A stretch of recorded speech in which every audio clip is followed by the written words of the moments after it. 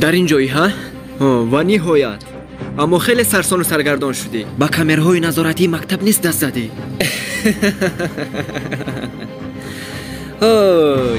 همین خیلی گویم نکرده هایم در نزدیک کرده هایم به مثل نخود خوردی در داخل شوربه است میماند. اما اون نخود خورد عصبی مرا ویران میکند. البته حتی اگر اون طبق شوربه از آن من نباشد. بهودگویی نکن. لیلا در کجاست؟ سوال داده که جوابش در من نیست. یعنی بهودگویی رو تو میکنی. عزیز این بازیت است و یا شوخیت اما از حد خیلی زیاد است. این رو میدانی؟ میتواند حیات اون دختر در خطر باشد. بگو در کجاست؟ چی گفتند؟ آینده معلوم نمیشود اما آخر راه همیشه در دامن من است. با مادرم صحبت کردم. گپ میزنی یا نه؟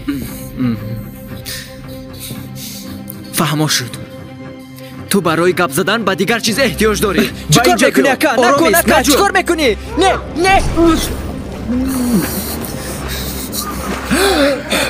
لیلا در کجاست گفتم؟ نمیدونم نمیدونم. با تو کمی کرد.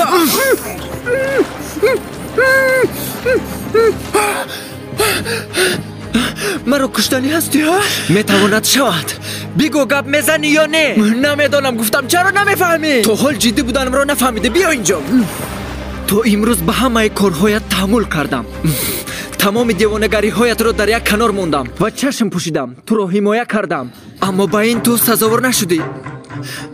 دادر جانم اما این دفعه تو از خط سرخ بر آمدی. این دفعه به این اجازت نمیدهم. گپ میزنی. عزیز عزیز عزیز عزیز عزیز عزیز بیدار شو. عزیز به خود بیا.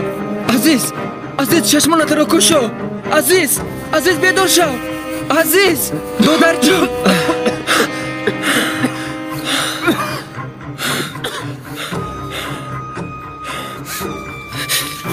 عزیز در کجا بودن او را میدانی؟ همه خیلی با من راستش را بگو دادر جان. میدونم در کجاست؟ بله میدونم. همش رو میدونم. چیکار کردی؟ با اون دختر چیکار کردی تو؟ بگو. من هیچ کار نکردم. پدرم کرد. تو چی ها میگویی؟ در حال باید به پلیس زنگ زنم. ایست خواطر نشو. من کی ها باز زنگ زدم. قنات گنای